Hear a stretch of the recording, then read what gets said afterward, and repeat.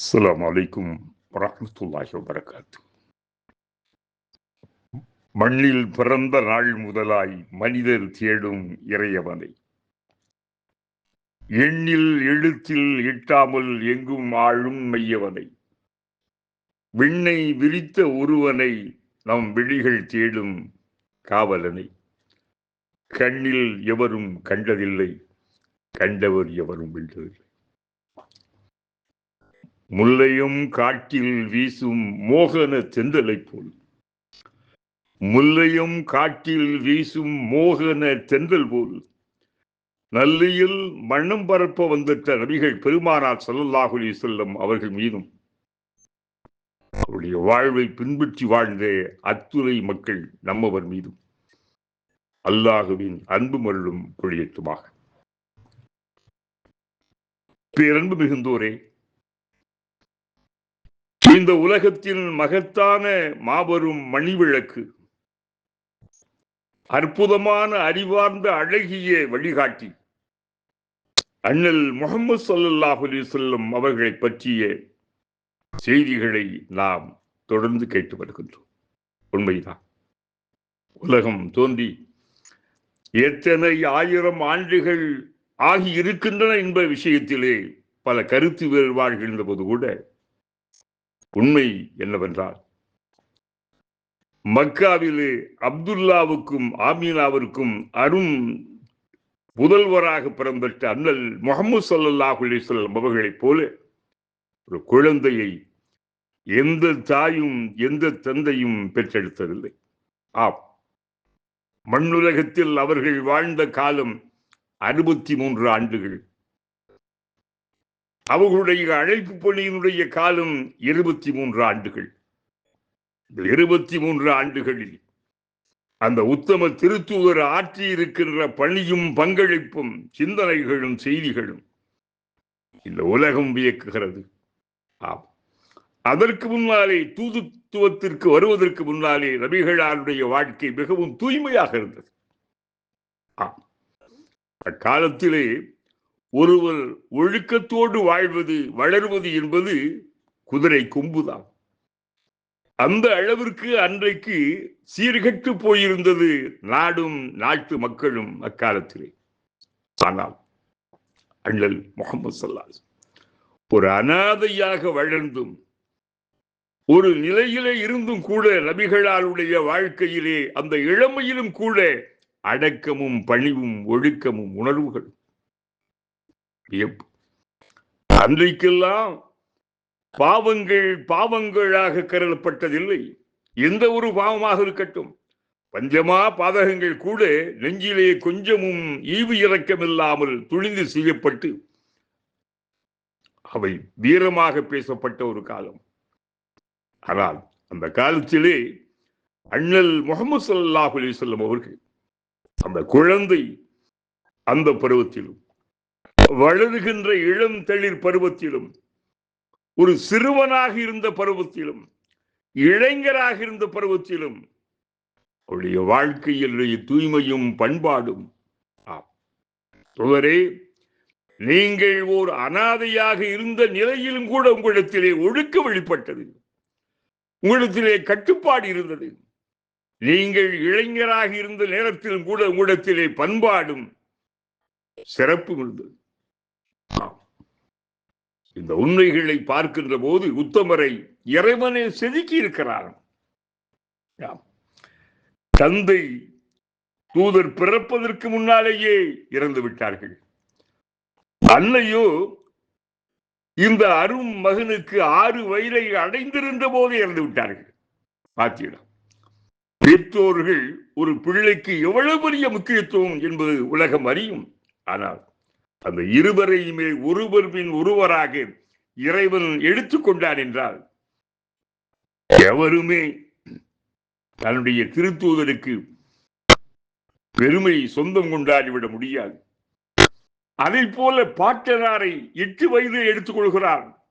முஹம்மதுக்கு ஸல்லல்லாஹு அலைஹி வஸல்லம் அவர்களுக்கு 8 வயது இருந்த போதை பாட்டனார் அற்புதமான பாசமும் அன்பு பொழிவுகளும் பொழிந்திட்ட அந்த உன்னதமான ஒரு மா மனிதர்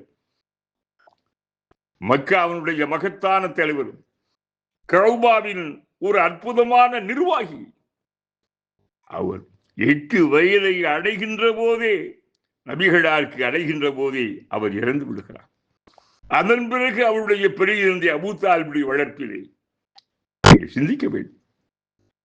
இங்கே யாரும் பிற்காலத்திலே உலகத்தை மாற்ற வந்த உத்தமராக, உலகத்திலே மிக பெரும் அறிவு புரட்சி, சிந்தனை புரட்சி, ஒழுக்க புரட்சியை செய்ய போகின்ற அந்த உத்தமருக்கு இவர் என்னுடைய மகன், இவர் என்னுடைய பேரன் என்றெல்லாம் சொந்தம் கொண்டாடி விடாமல் இறைவன். அதே போல எந்த பள்ளிக்கூடத்திலும் போய் படிக்கின்ற வாய்ப்பும் அந்த தூதருக்கு கிடைக்கவில்லை, படிக்க வைக்கப்படவில்லை.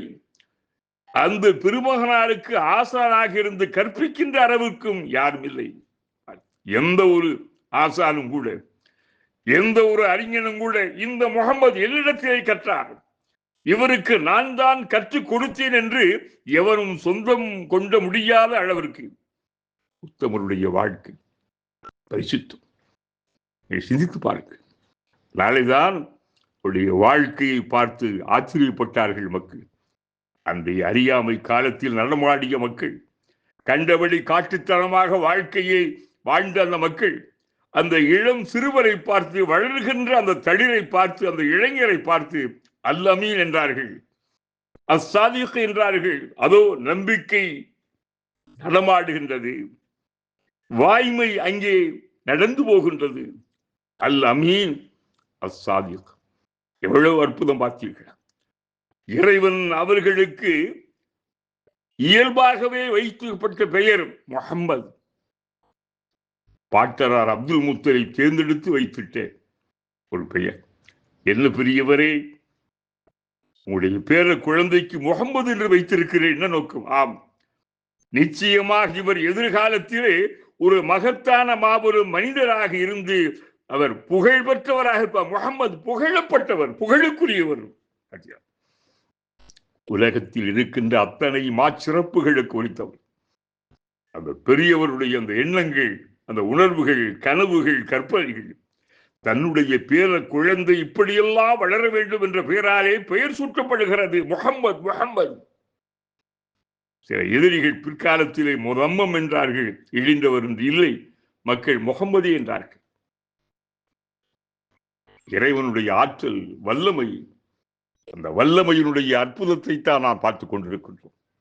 அந்த பெருமகனாரி அல்லாஹ் சொன்னான்,